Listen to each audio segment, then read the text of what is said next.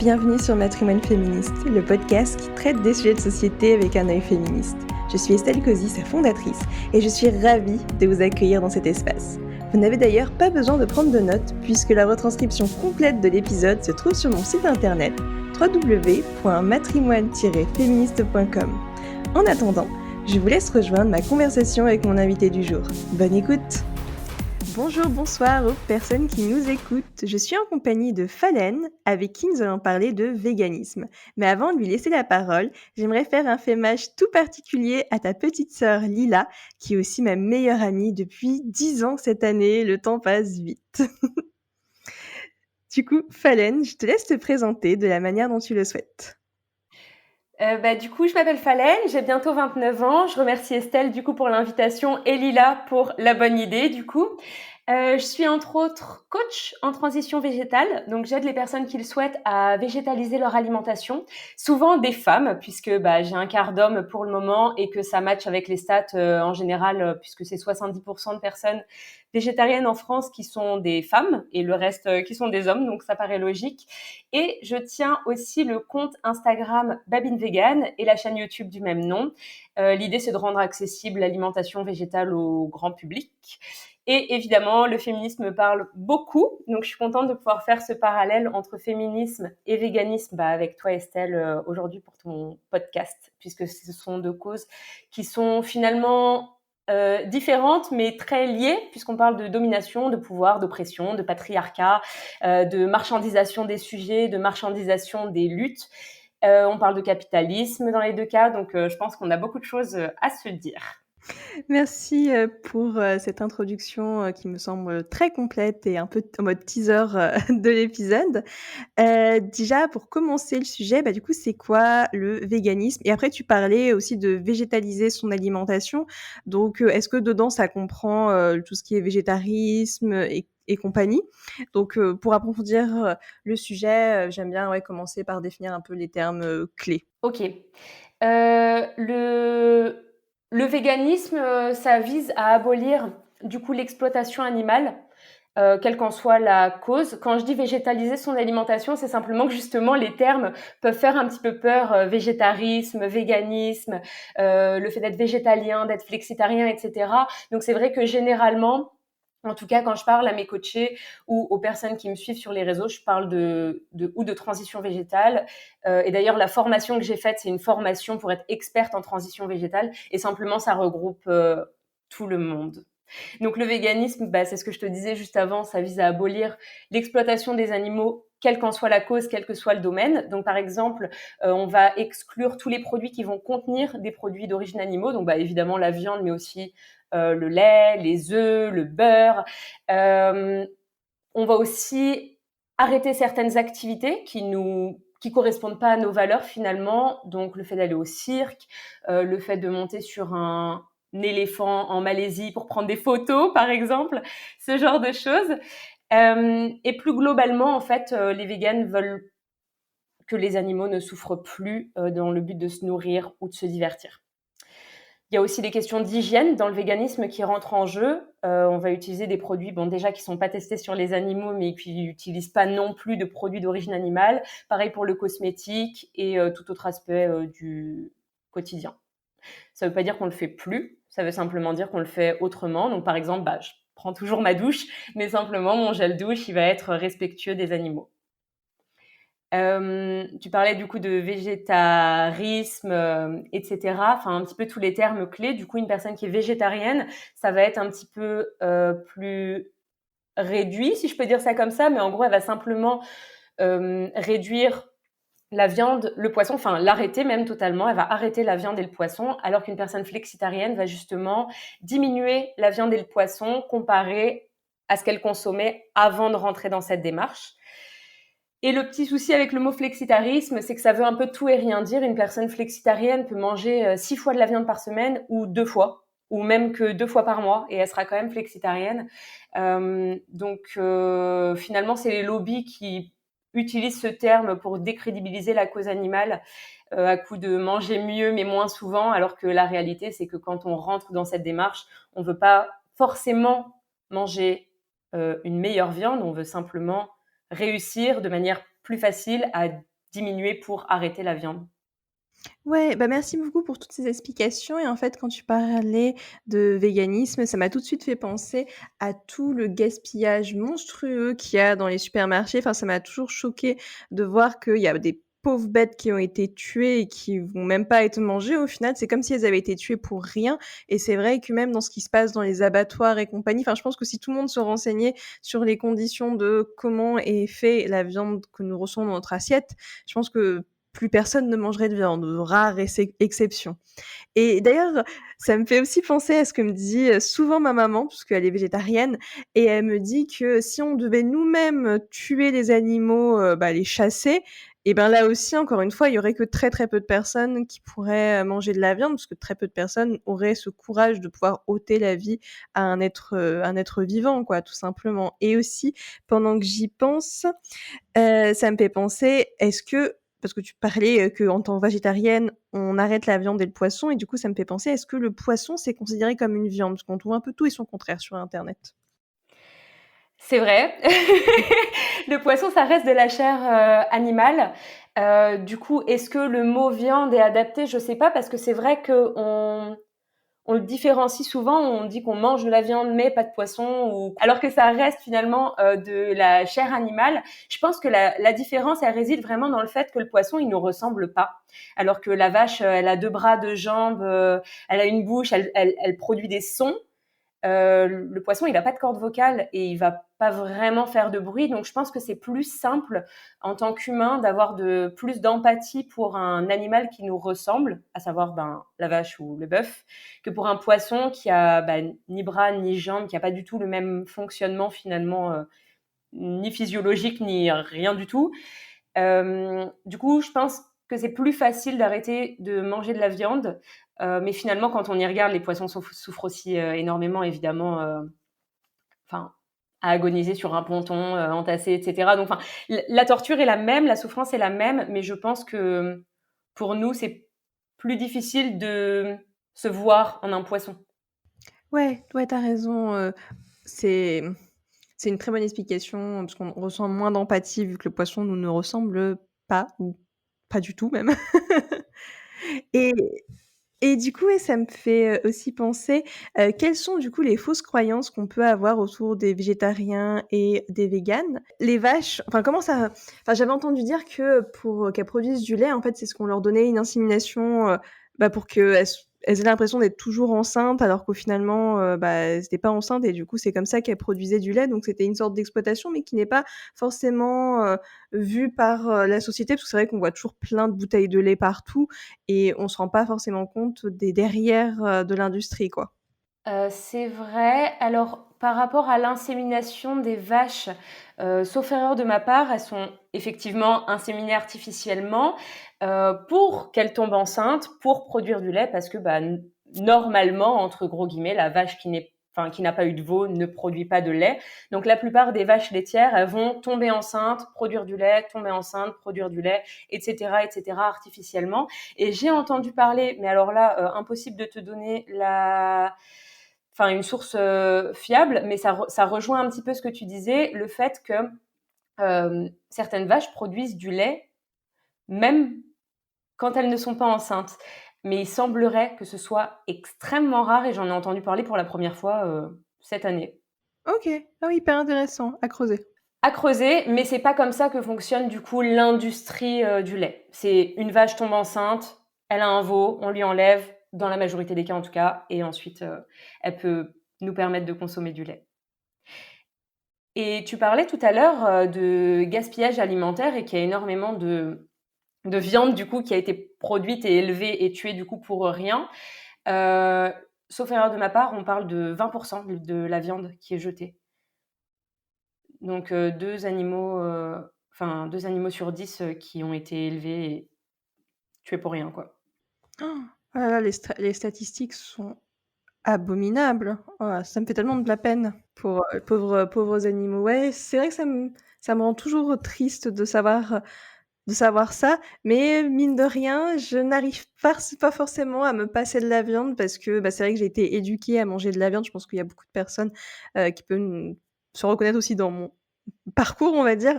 Et du coup, ouais, c'est pas forcément évident quand c'est quelque chose qui nous a été habitué, dès l'enfance. Enfin, je pense que si j'avais été petite et j'avais jamais mangé de la viande de ma vie, je pense que, bah, manger de la viande, ça aurait été très bizarre. Mais là, en fait, c'est l'inverse. Ne pas manger de viande, c'est un peu bizarre parce qu'on a été élevé à ça et puis après, il y a les lobbying et compagnie qui nous incitent à manger, de la viande.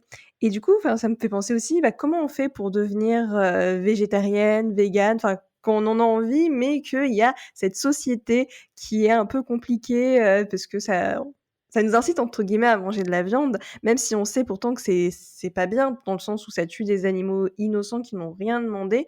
Et ouais, comment faire aussi ce pas de côté par rapport à ça? D'ailleurs, ça me fait penser aussi que je me disais que ça se trouve dans les supermarchés, enfin, je pense qu'aucun supermarché n'accepterait ça évidemment, mais potentiellement pour qu'il y ait moins de gens qui mangent de la viande, enfin, si jamais on faisait venir des vaches et tout dans les supermarchés, qu'on la caressait et compagnie, je pense qu'après tu créerais une sorte de lien avec la vache et que tu aurais pas envie de l'acheter, pour la consommer parce qu'en fait, tu l'aurais vue en face de toi et ça t'aurait, dédouanée quoi. Tu aurais pas du tout envie de la manger. Enfin, je pense que ça pourrait fonctionner, mais et personne n'accepterait.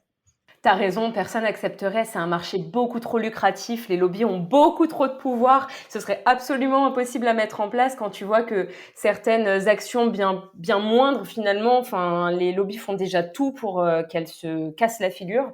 Donc une opération de telle envergure, à mon avis, serait pas possible à mettre en place, en tout cas pas en 2024.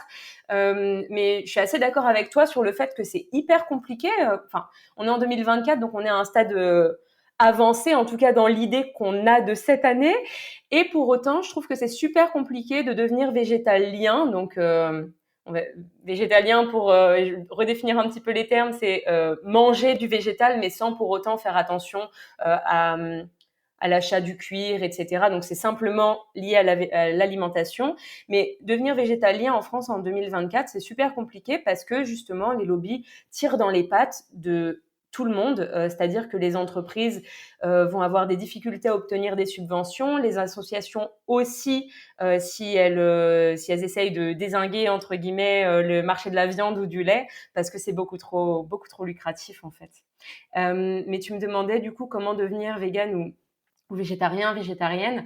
Je pense que l'idéal c'est d'y aller pas à pas, mais surtout de le vouloir, parce que on a souvent l'impression qu'il y a un petit effet de mode autour de tout ça, et je pense que c'est pas tout à fait faux, dans le sens où ça fait un peu bobo, écolo, c'est cool, alors que généralement, enfin dans la majorité des cas, les personnes qui veulent devenir végétariennes ou véganes, elles vont le faire pour des raisons un petit peu plus poussées que la mode, et les trois raisons qui reviennent toujours, c'est le bien-être animal, la santé et l'environnement. Pas forcément dans cet ordre-là, mais généralement, c'est pour le bien-être animal. On va dire que ça, on va le laisser en première position. Et à partir du moment où tu as trouvé ta raison, et ta raison, c'est le bien-être animal, il n'y a plus d'effet de mode, en fait. Tu vas forcément y arriver à un moment donné. Effectivement, quand c'est pour des raisons de santé ou d'environnement, c'est pas forcément les raisons idéales, même si c'est tant mieux, puisque bah, ça sauve des animaux. Moi, je dis pas non, mais je veux dire par là que ce sera peut-être pas pour toute la vie, dans le sens où on peut être en très bonne santé en mangeant de la viande.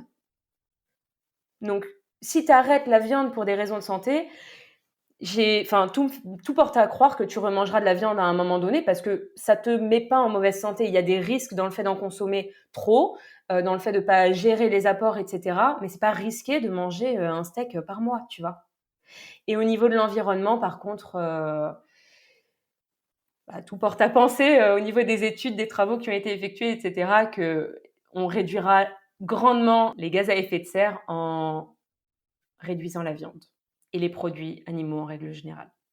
Donc y aller pas à pas, ne peut-être pas vouloir s'en dégoûter, puisque c'est une nouvelle manière finalement de s'alimenter quand on s'y met, et le mieux, je pense que c'est quelqu'un qui prend 5 ans ou 10 ans à devenir végétarien ou végane, comparé à une personne qui ne le devient jamais parce qu'elle a voulu tout faire du jour au lendemain, elle s'en est dégoûtée, elle savait pas quoi faire, elle n'avait pas les bons apports, parce que mal renseignée, etc., etc. Donc ouais, y aller pas à pas, je pense que c'est la meilleure solution pour devenir végétarien ou végane à un moment donné. Mmh. Oui, mais surtout tu parlais des études et ça me fait penser que oui, ce que j'avais lu, c'est la viande rouge, ça pollue vraiment beaucoup plus que le poulet, de mémoire. J'ai plus les chiffres en tête. Je crois que le poulet, c'était 8 mais je crois que la viande rouge, ça dépasse un peu tout ça. Il faudrait que je retrouve les sources et que je les mette en lien de l'épisode.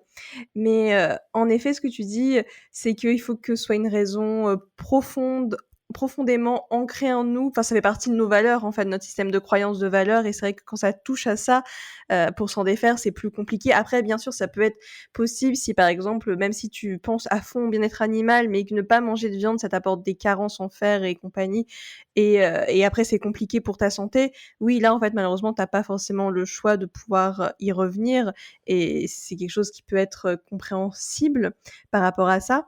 Mais après, encore une fois, comme tu disais, il faut si on se documente bien, bien sûr, il y a des exceptions, mais ça peut être facilité et du coup, toi, ça me fait penser comment toi tu évites, d'avoir des carences? Parce qu'après c'est vrai qu'il y a plein de plantes, c'est vrai que quand on s'y connaît pas, on se dit: «Ah bah, tu vas manger quoi? De l'herbe, des plantes?» mais en fait on n'y connaît rien, en fait.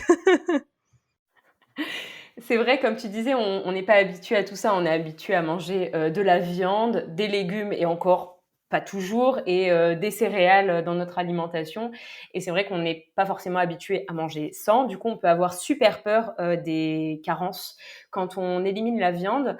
Hem, alors plusieurs choses. Bah, évidemment, je me suis renseignée un minimum, pardon, pour connaître, déjà les cofacteurs, pour mieux assimiler tel ou tel, micronutriment. Mais au global, il n'y a aucune raison d'avoir de carence quand on porte un minimum d'intérêt à son alimentation.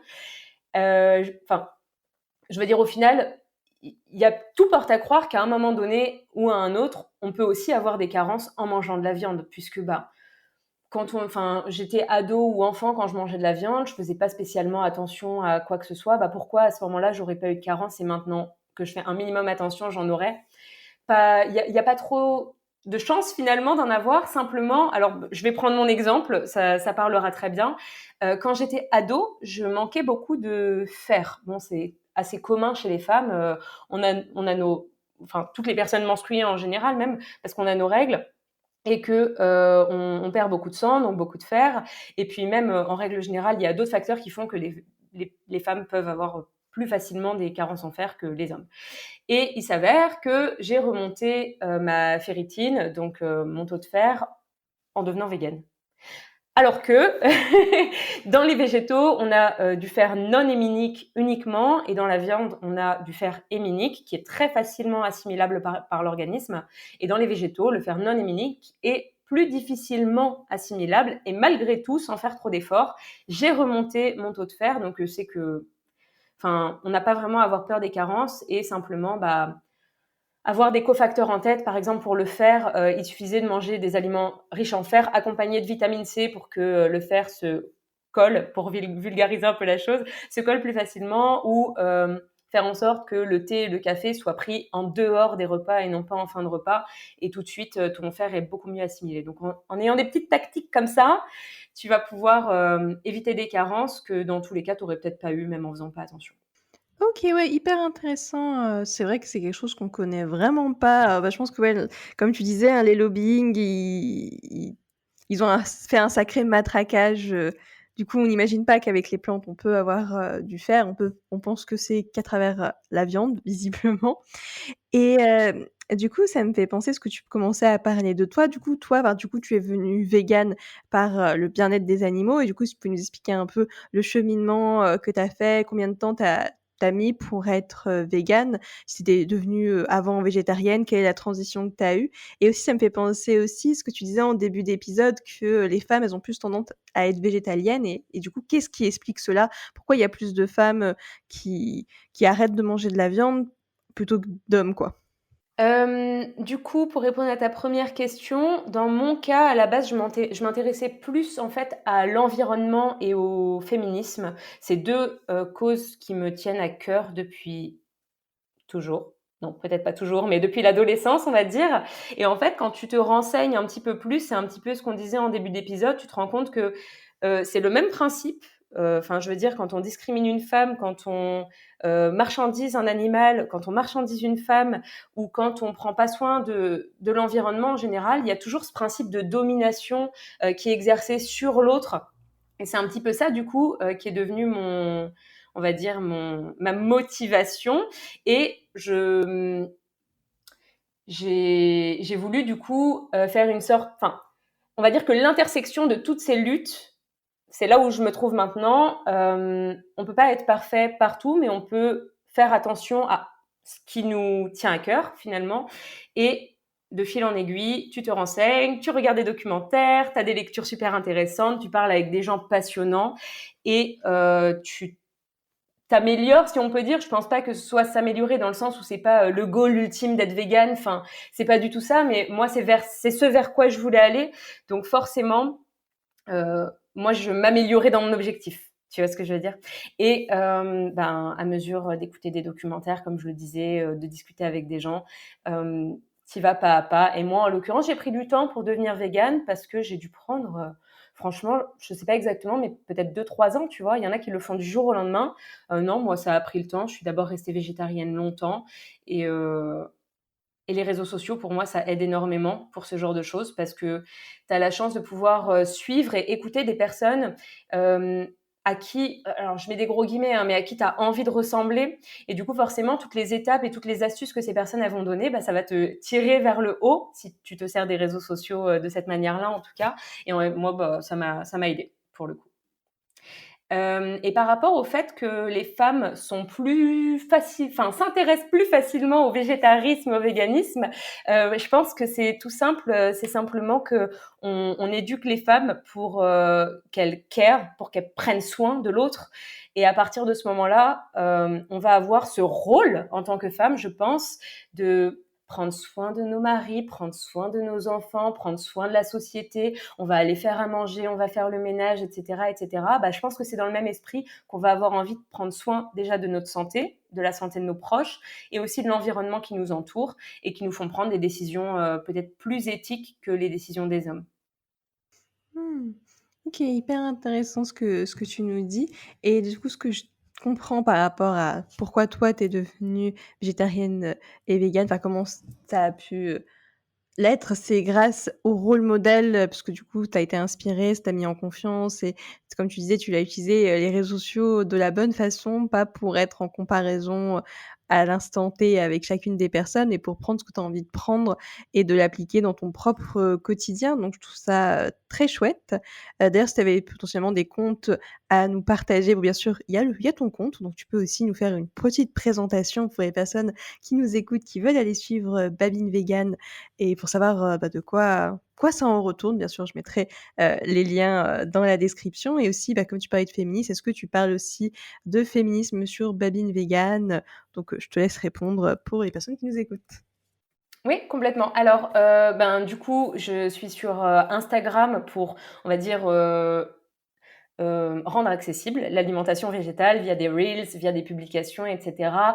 Il va y avoir des réflexions, des idées, mais aussi des recettes. Et sur YouTube pour des contenus plus longs, où là, je vais présenter parfois des documentaires, ou des livres, ou des recettes, où je vais vraiment montrer en détail, comment cuisiner tel ou tel, plat traditionnel. Par exemple, hier, j'ai tourné la recette de la moussaka que je vais publier bientôt. Bon, la moussaka, on la connaît. Est-ce qu'on sait la véganiser? Pas forcément. Donc, c'est un petit peu le rôle de ma chaîne YouTube. Et évidemment, il existe plein d'autres chaînes qui sont super. Je pense à Mûre et Noisette, qui est sur YouTube et sur Instagram aussi. Je pense à Mélanie le cul de poule, Instagram et YouTube aussi. Et je pense à Le renard et les raisins ou encore Elsie Lalou, qui est pareil sur Instagram et YouTube. Et c'est que des personnes qui font principalement des recettes végétales.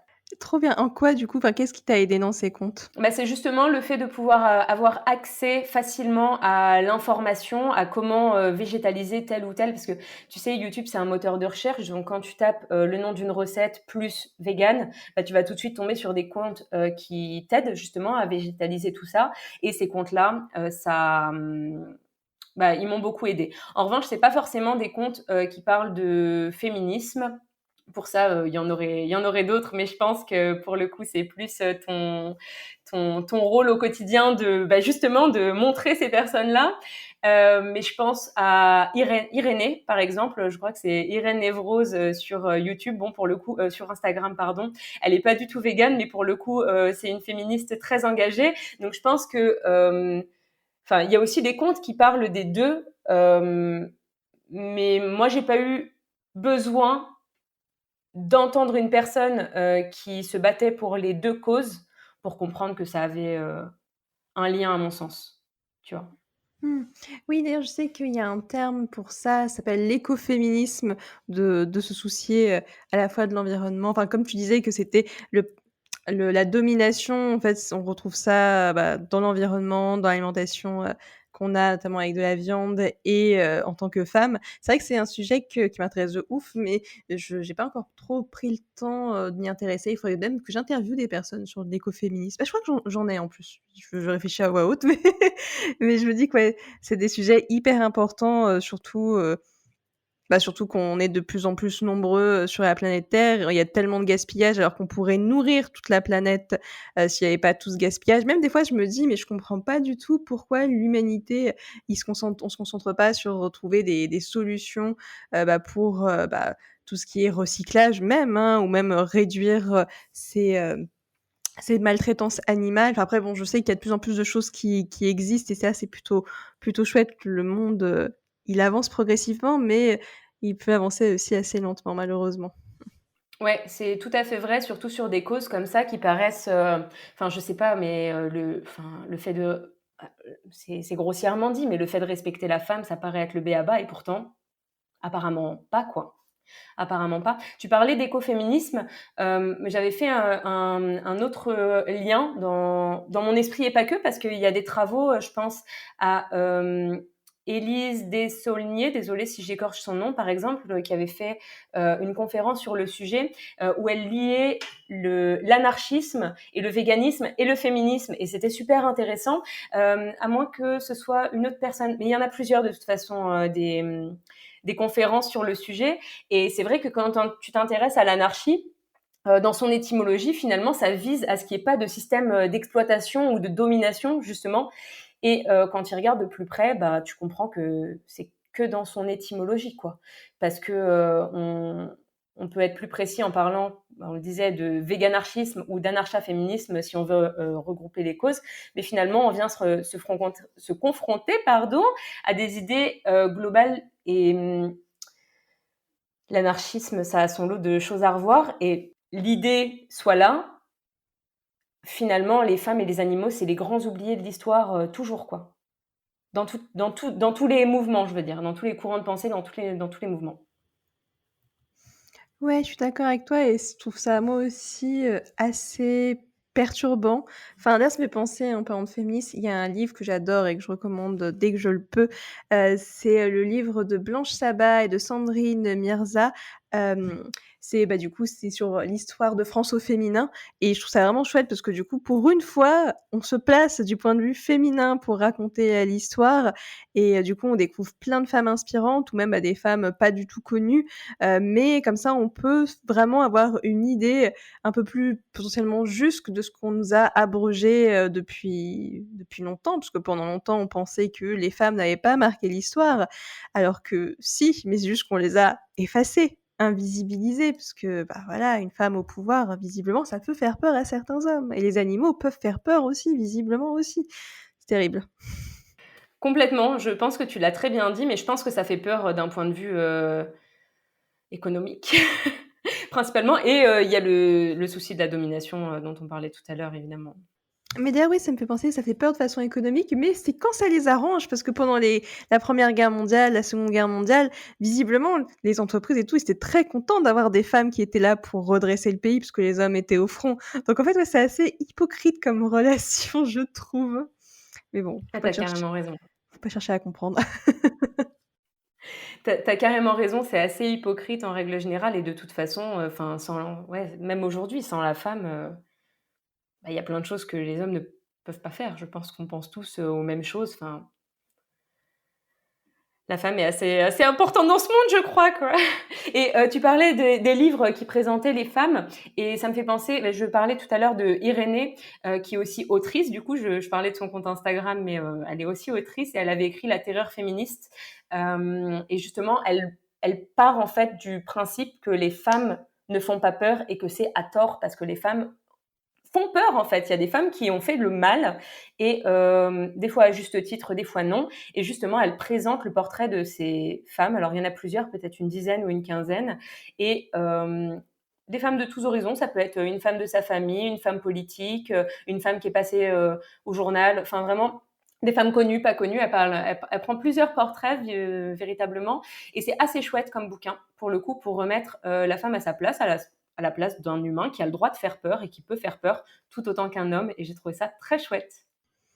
Ah, mais je crois que oui, j'avais vu, dans la librairie, de mémoire, enfin, je crois que c'est une couverture avec une femme, je crois qu'il y a une sorte de tronçonneuse et qui a un peu de sang sur elle. Ouais, je l'avais vu en couverture. Je l'ai jamais lu, mais ça donne envie en tout cas de le découvrir parce que, bah, c'est vrai que dans la société, on va dire, elle a pas mal genré les choses. La femme, elle l'a genrée comme une personne toute douce, toute gentille et alors que l'homme, c'est plus le contraire, il en impose, il peut être colérique, il y a pas de souci. Par contre, il a pas le droit de pleurer et une femme, elle peut pleurer, mais elle a pas le droit de se mettre en colère. Donc ouais, c'est vrai que c'est important de pouvoir un peu déconstruire un peu les cases et les clichés et les stéréotypes qu'on peut avoir, parce que, bah, on est tous uniques à notre manière, tous et toutes uniques à notre manière, donc c'est tellement important de valoriser, ça et de pouvoir redonner, comme tu dis, la juste place aux femmes et pourtant même encore aujourd'hui dans notre société, rien que la prise de parole en public des femmes, enfin on le voit dans les médias, les temps de parole, femmes-hommes, ils sont complètement enfin ils sont pas du tout dans les mêmes ratios, quoi. C'est clair, je ne peux qu'être complètement d'accord avec ton intervention pour le coup. Donc c'est vrai qu'on s'est un peu éloigné du sujet, donc pour y revenir un petit peu, parce qu'en fait tu parlais de recettes tout à l'heure et du coup je me disais, enfin, quelles sont les recettes, sympas par exemple à faire quand on est végétarienne, végane? Parce qu'encore une fois, c'est aussi je pense un cliché qu'on peut avoir, c'est qu'on se dit: «Bah, peut-être que sans viande, les recettes elles vont être, moins bonnes, il y aura peut-être moins d'imagination à avoir», alors que, bah, je pense que c'est tout le contraire. Oui, en fait, ce qui est génial avec, la cuisine végétale, c'est que tu as des milliers et des milliers et des milliers de plantes, comestibles. Donc tu peux alors pas dans tous les pays, hein, évidemment, mais enfin, je veux dire, au niveau mondial, au niveau planétaire, mais dans tous les cas, au niveau recette, je pense que le plus important, c'est de faire en version végétale, si on en a envie, du coup, les recettes qu'on connaît déjà. Par exemple, un plat de lasagne, c'est super facile à végétaliser. C'est bon, tu peux facilement le rendre très très bon même. Et du coup, en végétalisant les plats qu'on connaît déjà, on peut pas être frustré puisqu'on mange des choses qu'on connaît. Et sinon, de mon côté, vraiment, les recettes que moi j'aime beaucoup faire et que je vais refaire parfois toutes les semaines, ça va être le curry, que ce soit curry de pois chiches ou curry avec du tofu par exemple, et les champignons à la crème, un peu sauce forestière, tu vois, avec du sétan. Pour les personnes qui savent pas ce que c'est, le sétan, c'est une source de protéines végétales que je fais moi-même en l'occurrence. Et bon, pareil, tout ça, on le trouve sur mes réseaux facilement. Et sinon, des plats, par exemple, là, c'est l'été, bah, c'est assez facile de couper une courgette, quelques oignons, de l'ail, tu y ajoutes des pois chiches. Je dis des pois chiches parce que c'est le truc facile que tout le monde a dans ses placards. Si tu veux quelque chose un peu plus élaboré, tu peux faire mariner du tofu, tu peux faire ton sétan toi-même, tu peux y mettre du tempeh. Mais là, peut-être que je perds certaines personnes. Donc, c'est pour ça que je préfère parler d'aliments que tout le monde a déjà dans ses placards, à savoir les pois chiches, les haricots rouges, ce genre de choses. Et voilà, tu mets tes courgettes dans un petit peu de pâte ou un petit peu de riz et tu as un plat végétal qui est complet. Tu vas pas manger ça matin, midi et soir, mais si tu manges ça sur un repas, bah, c'est hyper complet, sachant que tu auras mangé autre chose à midi et tout ça, ça se complète. L'important, c'est d'avoir tous les macros et micronutriments sur la semaine. Et parfois, c'est même sur les 2 semaines. Et pour certains, ce sera dans la journée. Enfin, tant que ton alimentation, elle est variée, dans tous les cas, il y a pas de risque, quoi. Est-ce que tu peux revenir sur ce que c'est un macro et un micronutriment pour les personnes, qui nous écoutent, pour leur donner un peu des billes? Les macronutriments, ça va être, les lipides, les protéines et les glucides. Et en gros, tout le reste, c'est des micros. Je vulgarise, vachement, mais, par exemple, les vitamines sont des micronutriments. C'est-à-dire que les macros, on va en avoir besoin en grosse quantité sur la journée. Notre cerveau, il se nourrit de glucides, donc il va falloir y aller, à balle sur les glucides. Alors que les micronutriments, on va avoir besoin de quelques microgrammes, par jour, dans certains cas, et ce sera largement suffisant. Alors que quelques microgrammes de glucides tous les jours, ça nous suffirait jamais. OK, merci pour cette, petite explication, très, très importante pour resituer tout ça et d'ailleurs quand tu parlais de recettes, végétales, ça me fait tout de suite penser parce que j'adore HelloFresh. Bon, c'est pas un contenu sponsorisé, hein, j'aimerais bien mais mais j'adore HelloFresh et et ce que je trouve ça super avec HelloFresh, c'est que justement, ils proposent des alternatives végétales, dans les recettes végétariennes et c'est vrai que moi j'adore prendre les recettes végétariennes d'HelloFresh. Enfin, je les prends surtout parce qu'en fait la viande, moi en fait quand j'ai HelloFresh, je le cuisine pas tout de suite alors que la viande en fait elle peut se périmer très rapidement alors qu'au moins des légumes, c'est safe, hein, tu peux les garder facile plus d'une semaine. Bon après ça dépend des légumes s'ils sont ultra frais ou pas, bien sûr, mais dans mes recettes, j'aime bien les faire garder, conserver et c'est ça que j'aime beaucoup avec HelloFresh, cette possibilité, de pouvoir tester des choses que tu n'aurais jamais testées par toi-même. Parce que c'est aussi le truc quand tu vas faire les courses au supermarché, enfin moi c'est ce qui m'arrive tout le temps, hein, quand je vais faire mes courses, je vais souvent choisir un peu les mêmes choses. Je sors pas trop de ma zone de confort parce que, c'est l'habitude et je sais pas quoi cuisiner parce que, bah, c'est dur de savoir quoi cuisiner. Enfin, il faut se renseigner et il faut avoir envie de le faire. Il faut pas avoir la flemme comme je peux avoir. Alors que là, au moins, HelloFresh, c'est très pratique parce qu'il y a les recettes et il y a les courses qui sont livrées avec. C'est vrai que c'est plutôt chouette pour le coup, pour découvrir des nouvelles choses comme tu dis et pour, pas avoir à réfléchir et cetera, à la liste de courses, machin. Ça, c'est des choses, par exemple, que je vais voir avec les personnes que je coach parce que mais comme tu as dit, c'est tellement compliqué de juste sortir de sa zone de confort. Mais je veux dire, moi, c'est pareil, hein, je mange végétal, mais je mange plus ou moins la même chose d'une semaine sur l'autre. J'ai les mêmes grandes bases qui reviennent et je vais rester dans les clous des choses que je connais parce que c'est plus simple, parce qu'au moins j'ai pas à réfléchir. Je mets vraiment tous les ingrédients que je connais ensemble et ça fait un truc bon et je sais que ça fera un truc bon puisque je connais ma recette. Tu vois, alors que si on sort du truc, alors est-ce que ça va être bon? Je vais oublier de mettre un ingrédient ou je vais peut-être pas mettre le bon temps de cuisson, ça va être bof. La flemme, t'as raison, la flemme. Mmh mh. C'est clair et du coup, ça me fait penser parce que toi, j'avais vu sur ton Instagram que pour toi, faire les courses, c'était pas une corvée. Donc je me dis, il y a beaucoup de personnes qui nous écoutaient et pour qui les courses, c'est une corvée. Donc si tu peux nous donner tes petites, astuces à ce sujet. Après, je sais que ce qui est bien, en tout cas, quand tu cuisines, c'est que tu sais ce que tu manges, en tout cas. C'est clair. C'est clair, pour le coup, tu peux aussi utiliser forcément des produits qui contiennent des E machin et cetera, sans trop savoir ce que c'est. Mais à partir du moment où tu cuisines, il y aura forcément moins de chances pour que tous ces E machin, ils arrivent dans ton assiette. Mes tips pardon, pour faire les courses et non pas mes courses pour faire mes tips, c'est c'est plutôt, déjà de préparer mes courses à l'avance. C'est vrai que ça, c'est peut-être pas donné à tout le monde. Je sais que, mon compagnon, par exemple, il préfère, aller voir ce qu'il y a dans le rayon et il verra sur le moment. Sauf qu'au bout du compte, il va peut-être manquer un ingrédient à un moment donné, donc on fera pas précisément la bonne chose et cetera. Donc ça dépend vraiment des modes de fonctionnement. Parce que Franck, ça lui convient très bien de se pointer au rayon et de prendre juste ce qu'il y a et il fera avec, dans tous les cas. Alors que moi, je vais plutôt être la personne qui va préparer sa liste de courses pour y passer le moins de temps possible et ne rien oublier, que ce soit pas une corvée d'y retourner plus tard et tout. On fait les courses une fois dans la semaine ou une fois dans les 2 semaines et c'est suffisant. Et après les tips pourraient, enfin c'est pas lié à l'alimentation végétale, mais si je fais les courses toute seule, je vais mettre un podcast, je vais mettre de la musique, je vais sourire. Alors ça c'est tout bête, mais quand on sourit, tout va beaucoup mieux.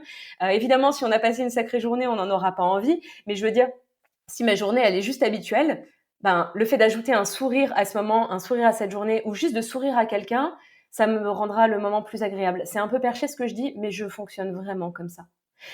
Et le fait d'écouter le podcast Matrimoine féministe, par exemple, pendant ses courses, c'est vraiment le bon moment, je trouve, parce que tu perds pas de temps entre guillemets. C'est vrai qu'écouter des podcasts, il y en a plein, on veut tout écouter, mais on n'a pas le temps en fait. Donc moi, je le fais pendant que je fais du sport, pendant que je fais mes courses, etc.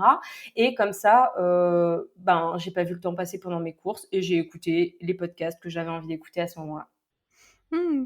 Merci, pour tes petits conseils et c'est trop mignon, pour, la petite mention Matrimoine Fini, je te fais un petit cœur, tu le vois mais pas les gens qui nous écoutent. Et aussi, ça me fait penser, parce que quand on parle de courses, ça me fait penser, oui, à 2 choses. Déjà, est-ce que c'était déjà arrivé d'acheter des produits non véganes par erreur? Et aussi, je crois que j'avais vu ça sur ton profil, des produits qui sont, comment dire, qui sont véganes et en fait on le sait pas, style les Oreo quoi. Donc si tu avais d'autres marques style Oreo que tout le monde connaisse qui oui si c'était sur ta vidéo où tu avais pris plein de je me rappelle c'était une vidéo où tu avais pris plein de paquets d'apéritifs etc avec toi et que tu mettais ça tout dans ton caddie parce que tout était vegan. C'est vrai, j'ai fait cette vidéo.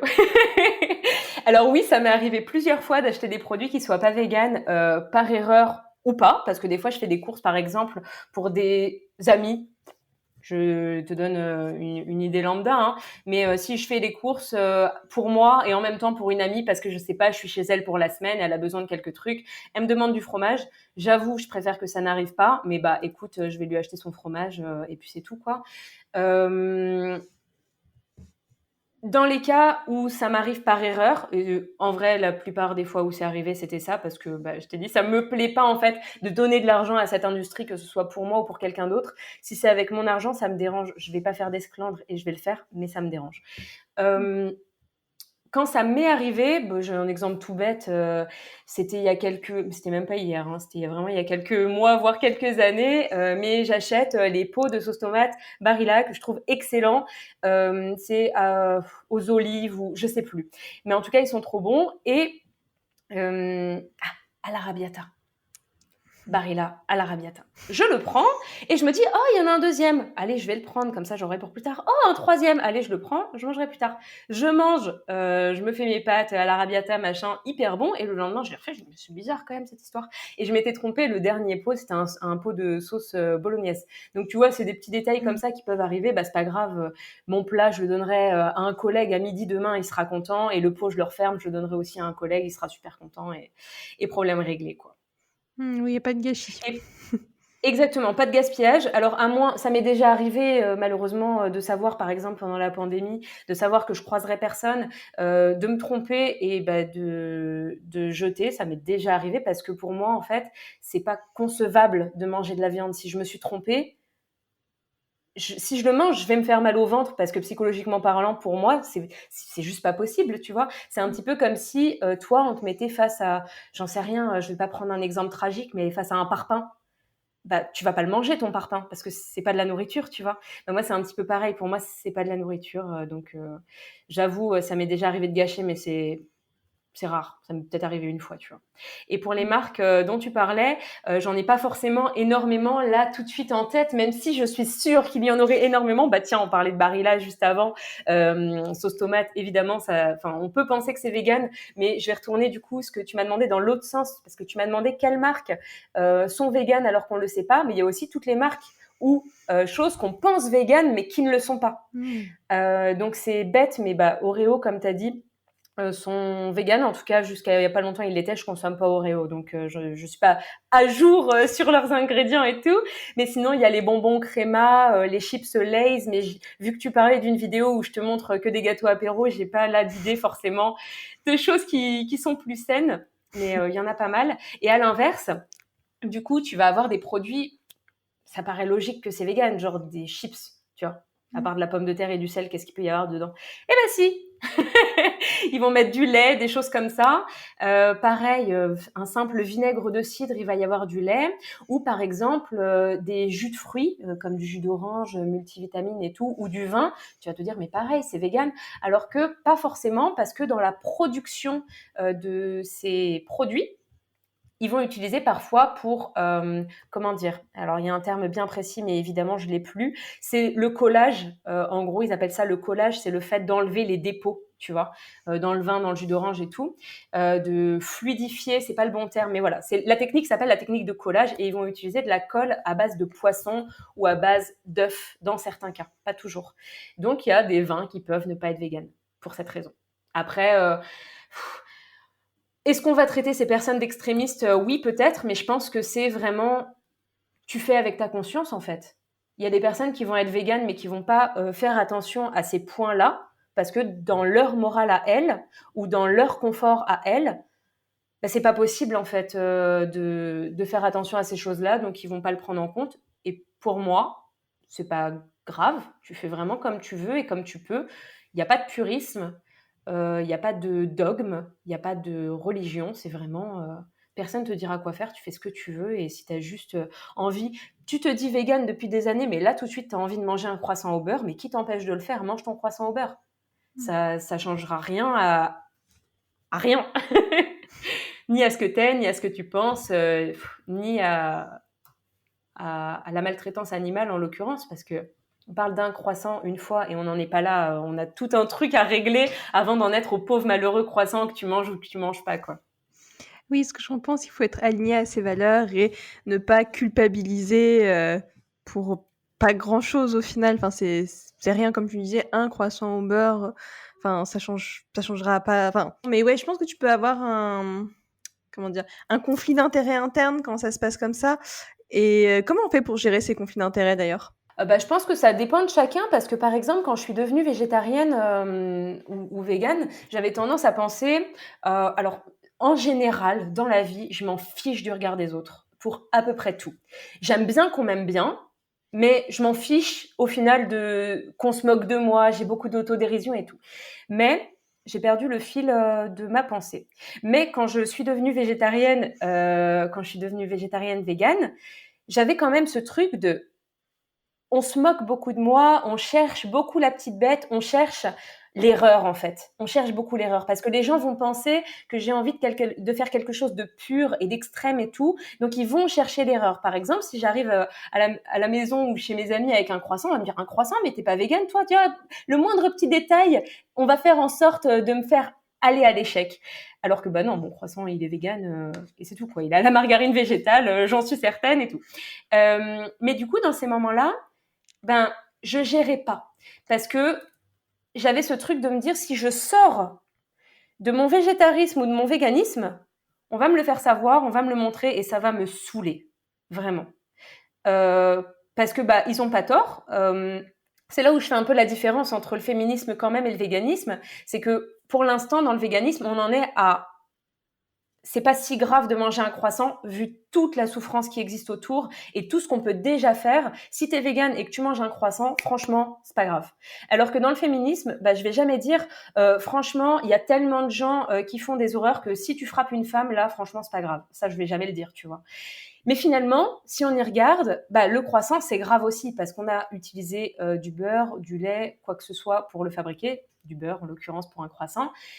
Et c'est grave parce que la vache qui a produit le lait, qui a fait qu'on a produit ce beurre, elle a extrêmement souffert, probablement toute sa vie, pour que toi, tu manges juste un croissant alors que tu peux l'acheter à la margarine végétale. Du coup, quand ça m'arrive, je me dis, non, je vais du coup prendre l'alternative puisqu'elle existe. Mais je comprends que ce soit pas le cas parce qu'on n'en est pas là, en fait. Il y a tellement de choses à régler que mange ton croissant au beurre, quoi. C'est pas si grave. Oui, c'est pas les mêmes priorités pour le coup. C'est ça. Et c'est pas le même niveau d'avancement. C'est vrai que le féminisme est beaucoup plus ancré et avancé que le véganisme, en tout cas à l'heure actuelle. On verra ce que ça donnera dans les prochaines années. C'est un peu mystère et boule de gomme, mais et de toute façon, plus il y a de personnes qui vont être impliquées dans le sujet, plus ce sera une cause qui grandira et plus les choses avanceront. Donc chaque pas compte. Ouais, complètement. Je suis assez d'accord avec toi, pas à pas, et chaque pas compte. Je suis d'accord. Et du coup, ça me fait aussi penser à 2 questions par rapport à ce que tu disais juste avant. Est-ce que du coup, il existe des applications, genre une sorte de Yuka pour voir si le produit, il est bien vegan ou végétarien? Et toi, c'est quoi du coup tes boutiques, si tu as des boutiques végétales que tu as en tête et que tu aimes bien et que tu as envie de partager des noms, n'hésite pas. Alors, du coup, là, tout de suite, j'ai un site, c'est pas une appli, c'est un site en tête qui s'appelle Barnivore, qui est fait pour justement savoir si l'alcool qu'on va acheter est vegan ou pas. Yuka va donner des informations aussi sur ce qui existe dans le produit. Donc, moi, je me sers de Yuka, pas forcément pour savoir si le produit est vegan, mais globalement pour savoir si c'est un bon produit en général, quoi. Je sais qu'il existe des applications, mais je les ai pas en tête. Je les ai pas en tête parce que je m'en sers pas. D'accord, OK. Et ça me fait penser aussi, ce que j'avais aussi un post sur ton Insta sur les astuces à connaître en devenant végane, donc si tu pouvais nous les partager, c'est vrai que j'avais Avec trouvé ce plaisir, post sympa surtout et que je je me rappelle les plus ai des sur astuces mon que tu avais téléphone, partagées, donc donc comme je ça, pourrais te les c'est le te les moment, passer tu t'en rapidement. souviens. Alors, je me souviens pas précisément, de ce post, mais il y a plusieurs choses qui me viennent quand même en tête. Déjà, on en parlait tout à l'heure, c'est bête, mais le fait de bien savoir pourquoi on devient végane, pour que ce soit plus simple pour nous. Je dis végane, mais c'est pareil si on veut devenir végétarien, végétarienne, mais que ce soit bien clair pour nous de pourquoi est-ce qu'on fait ça et que ce soit plus simple de l'expliquer, qu'on nous prenne plus facilement au sérieux. Évidemment, se renseigner sur la cause animale, sur les alternatives, etc. Parce que malheureusement, quand on devient végétarien, végétarienne ou végane, ça va être assez facile d'aller au débat, si je puis dire, avec les gens. Non pas qu'on en ait envie, mais les gens viennent à nous. Donc c'est assez important de savoir quoi répondre et pas de pas se retrouver figé ou quoi, parce que les gens malheureusement prennent un malin plaisir à nous mettre dans l'embarras, pour que ce soit pour le véganisme ou pas, hein. Dès que ça sort un petit peu du courant de pensée habituel, les gens, comme on le disait tout à l'heure, nous poussent à l'échec. Donc savoir ce qu'on fait et pourquoi on le fait, c'est super important, je pense, dans un premier temps. On parlait aussi tout à l'heure des cofacteurs, par exemple la vitamine C avec le fer, mais il y a aussi le fait de construire des protéines complètes, parce que on se demande souvent si on va pas être en carence de protéines, mais on ne sait pas toujours ce qu'est une protéine.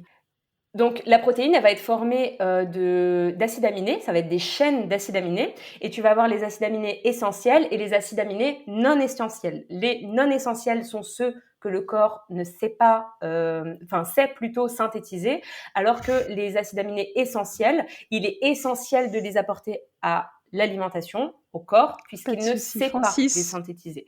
Ils sont au nombre de 9, et la petite chose à savoir quand on devient végane ou végétarien, c'est Tu que les parlais acides d'acides aminés animés, tu essentiels donnais tes sont conseils, présents construire dans des protéines l'alimentation, il n'y a complètes, aucun problème, et tu étais mais pas partie dans dans un l'acide seul aminé pour aliment. expliquer. Quand la viande, elle, a des chaînes d'acides aminés qui sont complètes, les végétaux, eux, n'ont pas de chaîne d'acides aminés complète. Donc, on va avoir l'avoine ou le quinoa qui vont avoir des chaînes d'acides aminés qui se rapprochent des 9. Je crois que l'un en possède 8 et que l'autre en possède 6. Et pour l'alimentation végétale, c'est énorme. Mais du coup, ça va être super important de manger des choses qui se complètent. Par exemple, dans certaines cultures, dans certains pays, on va avoir des plats qui se complètent déjà très bien, comme le chili avec les haricots rouges et le maïs, ou comme le couscous avec le pois chiche et la semoule, par exemple. Et donc, on peut faire on peut ajuster comme ça son alimentation, si je puis dire ça comme ça, pour avoir tout ce qu'il nous faut finalement dans notre alimentation. Ok, très bien, merci pour cette réponse complète. Bon, c'est vrai que le temps tourne vite, donc c'est déjà la conclusion de l'épisode. Quel serait pour toi le mot de la fin par rapport à tout ce qu'on s'est dit?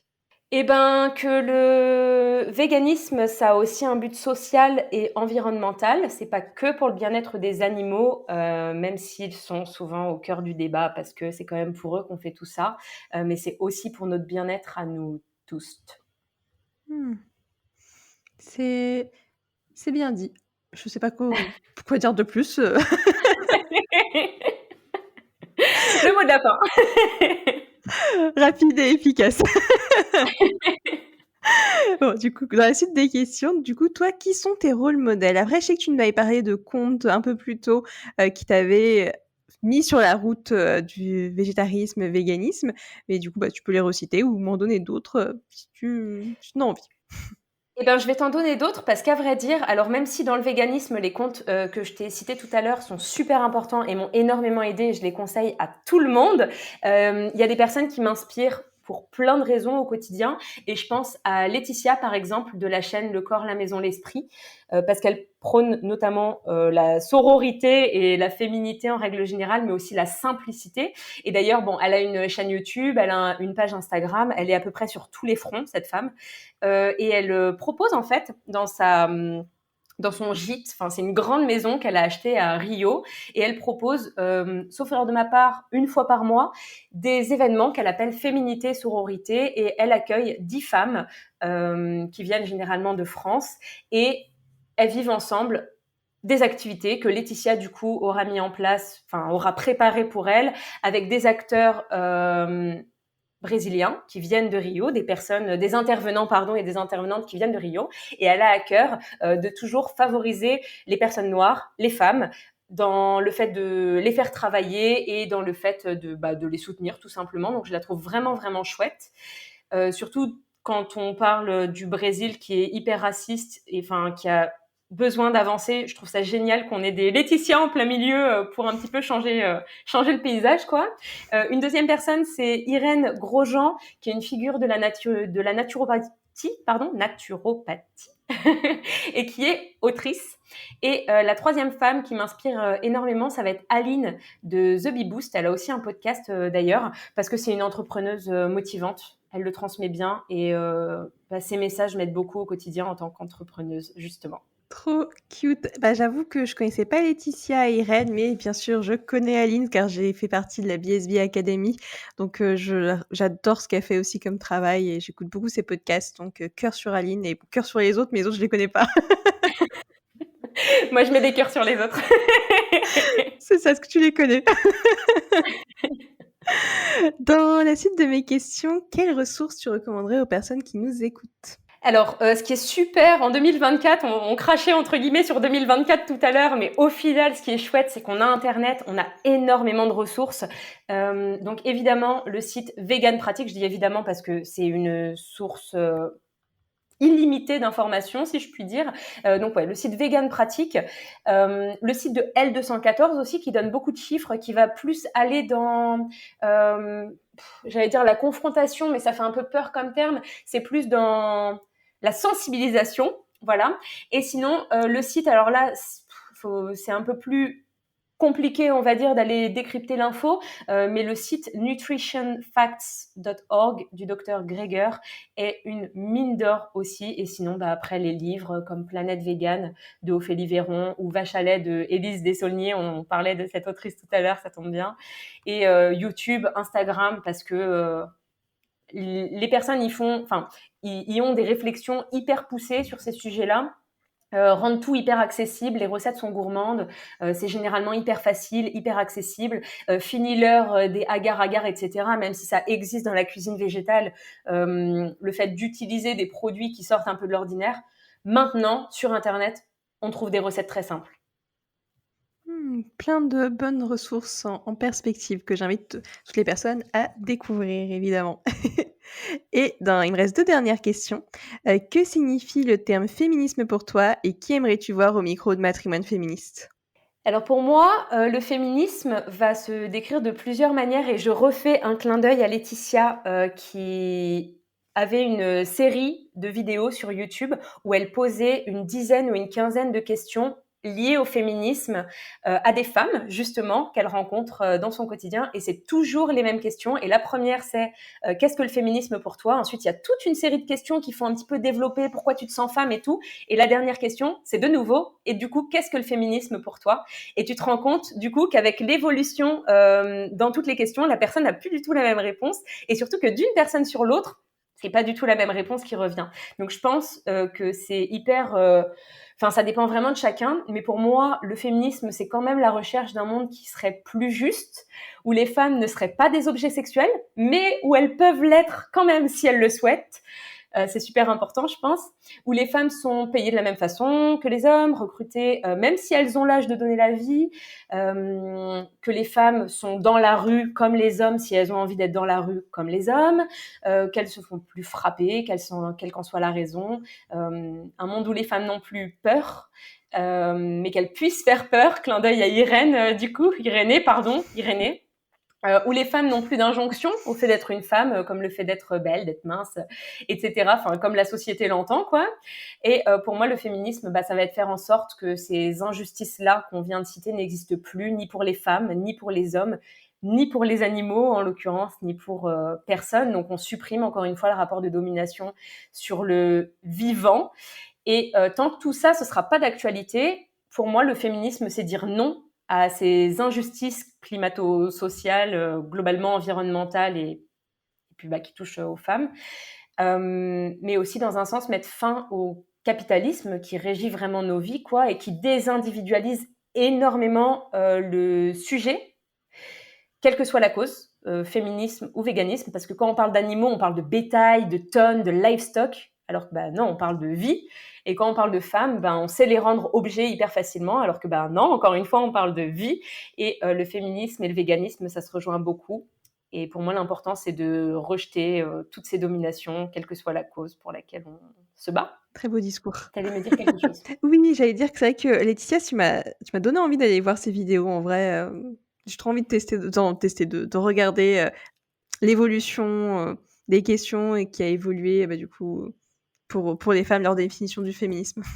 Il faudra que je t'envoie les vidéos parce qu'en fait, elle fait une vidéo par jour. Je te dis, elle est sur tous les fronts, cette personne. Elle fait une vidéo de genre 20-30 minutes par jour sur YouTube. Donc, pour retrouver dans tout ça, ça va être compliqué.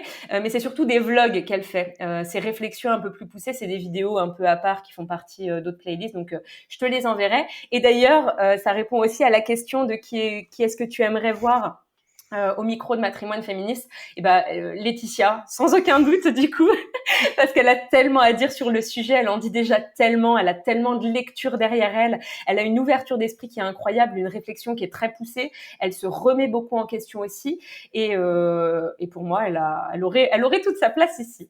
Voilà. Ce serait avec un grand plaisir, de l'interviewer. Merci pour, cette, recommandation et aussi, merci, pour cet épisode. Merci aux personnes qui nous ont écoutés et bravo aussi à toi, du coup, d'être végane dans cette société et bravo aux personnes qui nous écoutent qui sont véganes ou végétariens, c'est important de le célébrer. Merci Estelle pour ton invitation, c'est vraiment super chouette de parler de tout ça et même si on pourrait en parler encore 3 heures, je comprends qu'il faille qu'on s'arrête là. C'est ça. Bon ciao ciao tout le monde! Bonne journée. Merci d'avoir écouté cet épisode, j'espère qu'il vous a plu. Si c'est le cas, je vous invite à parcourir la retranscription de l'épisode sur mon site internet www.matrimoine-féministe.com et me laisser votre avis en commentaire. Cela me ferait vraiment plaisir de vous lire et de vous répondre. À très vite!